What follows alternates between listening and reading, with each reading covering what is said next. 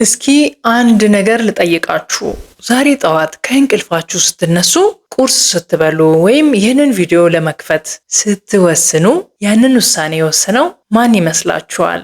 እኔ ነኛ፣ የራሴ አእምሮ ነው ብላችሁ እንደምትመልሱ አልጠራጠርም። ነገር ግን በውስጣችሁ ሆኖ አእምሯችሁን ጠልፎ ባህሪያችሁን፣ ስሜታችሁን፣ ውሳኔያችሁን የሚቆጣጠር የማይታይ ባዕድ ፍጡር በሰውነታችሁ ቢኖርና እንደ ሪሞት ኮንትሮል እያዘዛችሁ ቢሆንስ? በጣም ያስደነግጣል። ይህ የሳይንስ ልቦለድ ፊልም ታሪክ አይደለም። በሕክምና ሳይንስ ውስጥ እጅግ አስፈሪውና ሳይንቲስቶችን ዛሬም ድረስ እንቅልፍ የሚነሳው እውነተኛ የተፈጥሮ ሚስጥር ነው። በዓለማችን ላይ የሰውን ልጅ ወደ ሌላ አካል ወይንም ሆስት የሚቀይሩ በአይናችን ውስጥ የሚንቀሳቀሱ አእምሮአችንና ባህሪያችንን ሙሉ በሙሉ የሚቆጣጠሩ አደገኛ ተህዋሲያን ወይንም ፓራሳይትስ አሉ። ዛሬ በዛጎል ቻናላችን አይናችን ማየት የማይችላቸው ነገር ግን በሰውነታችን ውስጥ ገብተው አንጎላችንን ስለሚቆጣጠሩት እጅግ አስፈሪ የውስጥ ጠላቶቻችን እውነተኛ ታሪክና የሕክምና ሳይንስ ማብራሪያ እንመለከታለን። ይህንን ቪዲዮ እስከ መጨረሻው ካያችሁት በኋላ ስለ ራሳችሁ አእምሮ ያላችሁ እምነት ይቀየራል። አብራችሁን ቆዩ። የመጀመሪያው አደገኛ ተህዋሲያን የሳይንስ ሊቃውንትን ሙሉ በሙሉ ግራ ያጋባውና ምናልባትም አሁን ይህንን ቪዲዮ ከምታዩት ሰዎች መካከል አብዛኞቻችሁ አእምሮ ውስጥ ተደብቆ ሊኖር የሚችለው ቶክሶፕላዝማ ጎንዲ የተባለው ጥገኛ ተህዋሲያን ነው። በተለይ ድመት በጣም የምትወዱ ሰዎች ይህንን አዳምጡ። ይህ ተህዋሲያን የህይወት ዑደትን ወይንም ላይፍ ሳይክል ማጠናቀቅና መራባት የሚችለው በአንድ እንስሳ አንጀት ውስጥ ብቻ ነው፣ እሱም የቤት ድመት። ነገር ግን ተህዋሲያኑ ወደ ድመቷ ሆድ ለመግባት የሚጠቀመው ስልት የዘመናችንን ምርጥ የሕክምና ሳይንስ እንኳን ያስደነገጠ ነው። ተህዋሲያኑ መጀመሪያ ወደ አይጥ የደም ስር ውስጥ ይገባሉ። አይጦች በተፈጥሯቸው የድመትን ሽታ ሲያሸቱ በከፍተኛ ፍርሃት ይሸሻሉ። ነገር ግን ቶክሶፕላዝማ ጎንዲ ወደ አይጧ ደም ውስጥ ሲገባ ቀጥታ የሚሄደው ወደ አይጧ አንጎል ነው።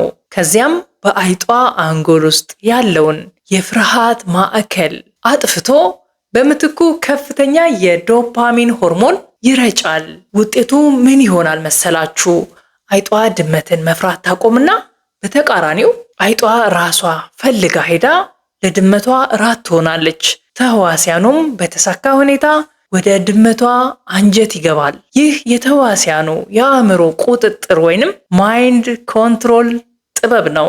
ይህ አደገኛ ተህዋሲያን በሰው ልጅ አእምሮ ውስጥ ቢገባስ ምን ይፈጠራል? እንደ የዓለም ጤና ድርጅት መረጃ መሰረት ከዓለም ሕዝብ 1/3 ማለትም ከ2 ቢሊዮን በላይ ሰው በአእምሮ ውስጥ ይህ ተህዋሲያን አለው። በጣም ይከብዳል። ተህዋሲያኑ በሰውነታችን ውስጥ ሲገባ ልክ እንደ አይጧ ወደ አንጎላችን በመሄድ የባህሪ ለውጥ ያመጣል። ጥናቶች እንዳረጋገጡት ይህ ተህዋሲያን በደማቸው ውስጥ ያለ ሰዎች ለአደገኛ የመኪና አደጋዎች የተጋለጡ እንደሚሆኑ እንዲሁም ቶሎ የሚቆጡ መሆናቸውን ያረጋግጣል። ከዚህም በላይ የሕክምና ሳይንስ ይህንን ተህዋሲያን ከከባድ የአእምሮ ህመሞች እንደ ሺዞፍሪኒያ ጋር በቀጥታ ያገናኘዋል። አእምሮአችን የኛ ነው ብለን ስናስብ አንዳንዴ በውስጣችን ያለው ጥገኛ ተህዋሲያን ወይንም ፓራሳይትስ የህይወታችንን መሪ ተቆጣጥሮት ሊሆን ይችላል። ቀጣዩ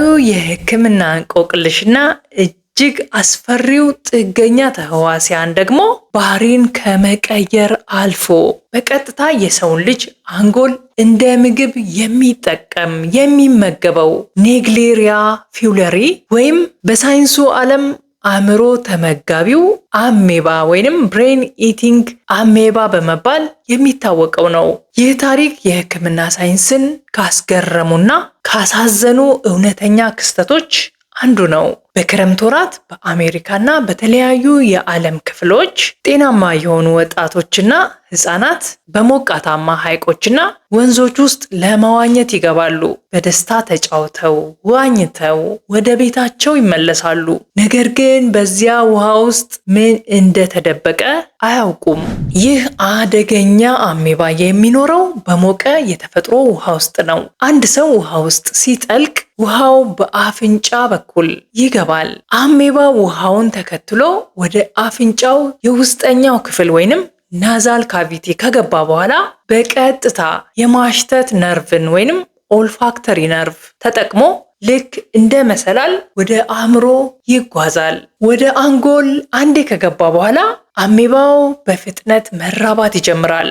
አሜባው ቀስ በቀስ የሰውን አንጎል መብላት ይጀምራል። ከጥቂት ቀናት በኋላ ታካሚው ላይ ከፍተኛ የራስ ምታት፣ ትኩሳትና የማሽተት ስሜት ማጣት ይጀምራል። ዶክተሮች መጀመሪያ ላይ ተራ ማይግሬን ወይንም ራስ ምታት ወይም ሜኒንጃይተስ ይመስላቸዋል። ትክክለኛው በሽታ ታውቆ ዶክተሮች መድኃኒት እስኪሰጡ ድረስ አሜባው አንጎልን ሙሉ በሙሉ በልቶ ያወድመዋል። የዚህ በሽታ አስፈሪነቱ ከተያዙት ሰዎች ውስጥ 97% የሚሆኑት በሁለት ሳምንት ውስጥ ህይወታቸው ያልፋል። በጣም ከባድ ነው። ምንም አይነት የተረጋገጠ መድኃኒት እስካሁን የለውም። ይህች በአይን የማትታይ ትንሽዬ ፍጡር በሰከንዶች ውስጥ የሰውን ልጅ ታላቅ አእምሮ ወደ ባዶነት ትቀይረዋለች። በመጨረሻ የምንመለከተውና ምናልባትም በሕክምና ሳይንስ ውስጥ እጅግ የሚዘገንነው ተምኔላችን ላይ ያያችሁት አስፈሪ ክስተት ነው። አንድ ቀን በመስታወት ራሳችሁን ስታዩ በአይናችሁ ነጭ ክፍል ላይ ከቆዳችሁ ስር አንድ ረጅም ትል ሲንቀሳቀስ ብታዩ ምን ይሰማችኋል? ይህ ልብ ወለድ አይደለም። ሉዋ ሉዋ ወይም የአፍሪካ የአይን ትል ወይንም አፍሪካን አይ ወርም በመባል የሚታወቀው አደገኛ ጥገኛ ተህዋሲያን እውነተኛ ታሪክ ነው። ይህ ተህዋሲያን ወደ ሰውነታችን የሚገባው ዲር ፍላይ በተባለች አንዲት ነፍሳት ንክሻ አማካኝነት ነው። ዝንቧ ሰውን ስትነክስ በማይታይ ሁኔታ የትሉን እንቁላሎች ወደ ደም ስራችን ውስጥ ትረጫለች። እንቁላሎቹ በሰውነታችን ውስጥ አድገው እስከ 7 ሴንቲሜትር የሚደርስ ርዝመት ያላቸው ትሎች ይሆናሉ። አስፈሪው ነገር እነዚህ ትሎች በሰውነታችን ቆዳ ስር በስጋችን ውስጥ ይዘዋወራሉ። የሰውየው ወይንም የተያዘው ሰው በሽታ የመከላከል ስርዓት እንዳያገኛቸው የነርቭ ስርዓታችንን ጠልፈው የህመም ስሜት እንዳይሰማን ያደርጋሉ። አንጎላችንን በማታለል በሰውነታችን ውስጥ ለዓመታት ይኖራሉ። ነገር ግን እነዚህ ትሎች በሰውነታችን ውስጥ ሲጓዙ አንዳንዴ ወደ አይናችን ይመጣሉ።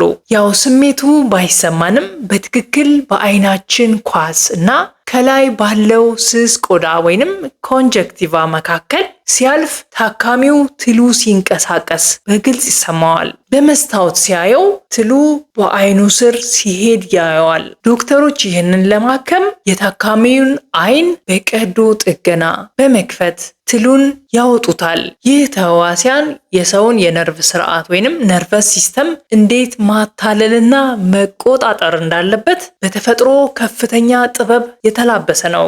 እኛ የሰው ልጆች ቴክኖሎጂ ፈጠርን፣ ጨረቃ ላይ ወጣን ስንል በውስጣችን ያሉ አይን የማያያቸው ጥቃቅን ጠላቶች ግን ሰውነታችንን የራሳቸው መጫወቻ ሊያደርጉት ይችላሉ።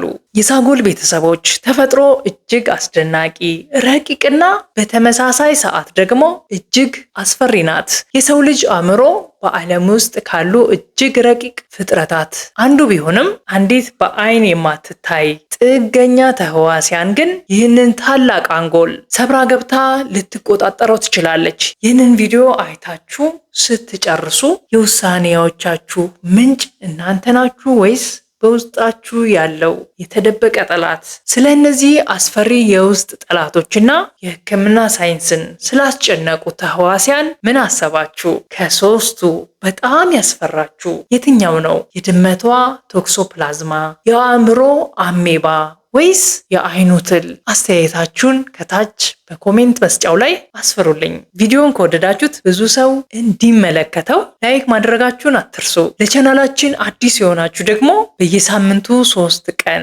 እንደዚህ ያሉ ጥልቅ አስገራሚና ሳይንሳዊ የሕክምና ሚስጥሮችን ወደ እናንተ ስለምናደርስ ቻናሉን ሰብስክራይብ በማድረግ ቤተሰብ ሆኖ በሚቀጥለው ቪዲዮ በሌላ አስደናቂ ሚስጥር እስክንገናኝ ጤናማ አእምሮና ሰላማዊ ጊዜ ይሁንላችሁ።